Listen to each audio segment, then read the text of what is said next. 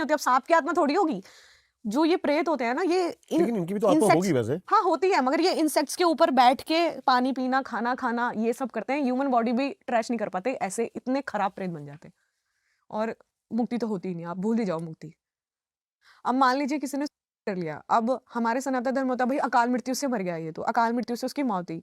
कई तरीके से हो सकती है, कुछ लोग खुद को हार्म करते हैं या कुछ चीजें ऐसी ग्रहण करते हैं जिससे हमारी डेथ हो जाती है। तो उसके बाद क्या होता है, अब उसके भाई जो वो तो चला गया, जो जाने वाला था, कोई भी जवान है, बच्चा है, कोई फीमेल है, वो तो चली गई। किसी उसको डिप्रेशन था, प्यार मोहब्बत में थी, आजकल बहुत होता है, बच्चे करते हैं, लगातार हो रहा है, जा रहे हैं पहाड़ कूद जा रहे हैं, मर जा रहे हैं। अरे भाई, मरने के बाद भी मुक्ति नहीं होती है।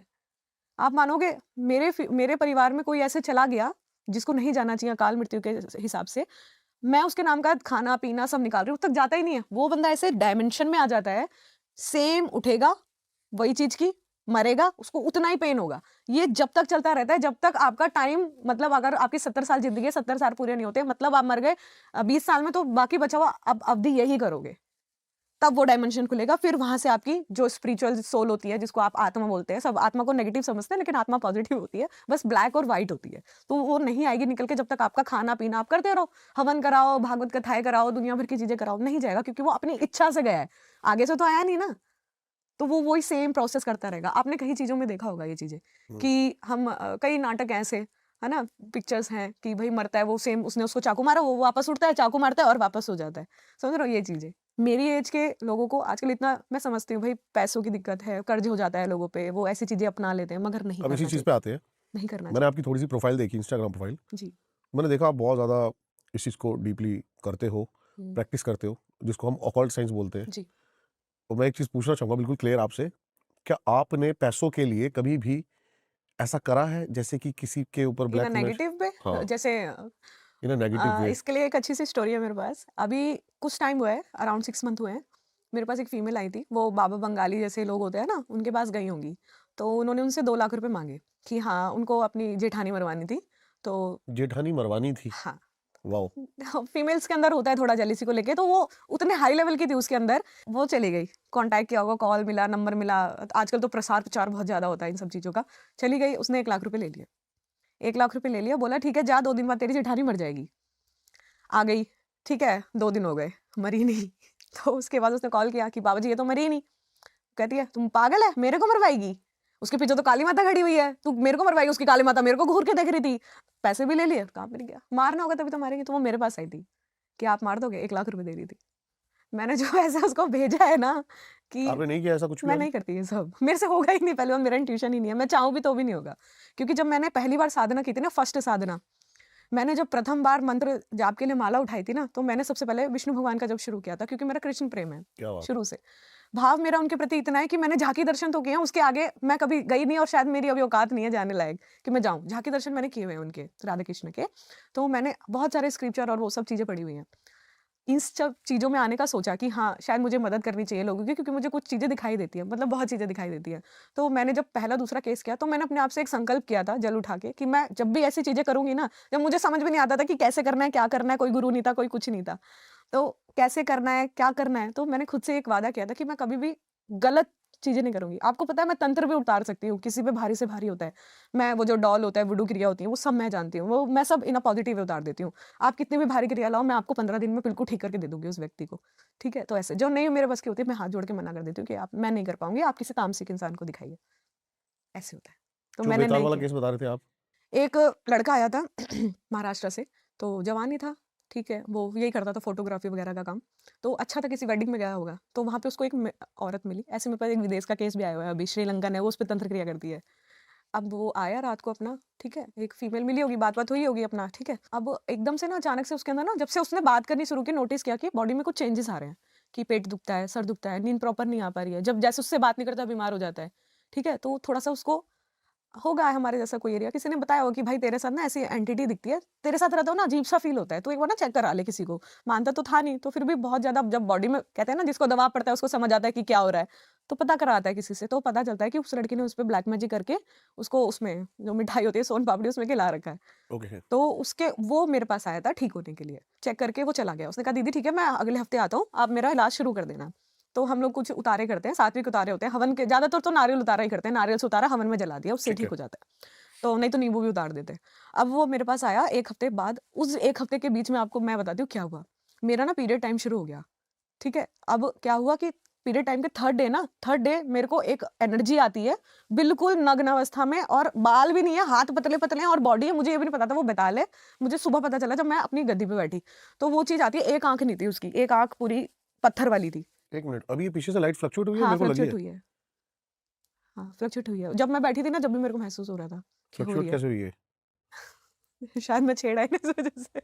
आप बोलोगे तो मैं ले जाऊँगी इसे अपने साथ, फिर महसूस नहीं होगी। लेकिन वापस आ जाए कुछ कह नहीं सकते। फिर वो नग्न अवस्था में आया और एक आँख बिल्कुल वो थी।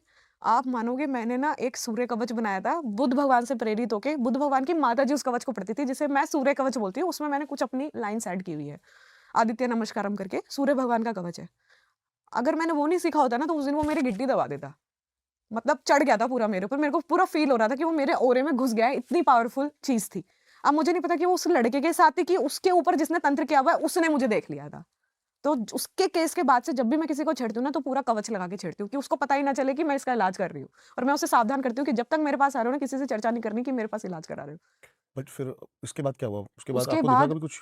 हाँ, महसूस हुआ वो 3 दिन तक मेरे आस-पास ही घूमता रहा। उसके बाद मुझे अपनी सिद्धियों में से ऐसे एनर्जी गायब होती हुई महसूस हो रही कि उस तांत्रिक तक जा रही है। मेरा ऑरा जा रहा है, इतनी बड़ी जीभ ऐसा लगता था चाट रही है ऑरे को आके। मैं रात-रात को उठ जाती, मम्मी कहती थी क्या हो रहा है? उठते ही ऐसा लगता था कि गंदगी चिपक गई है।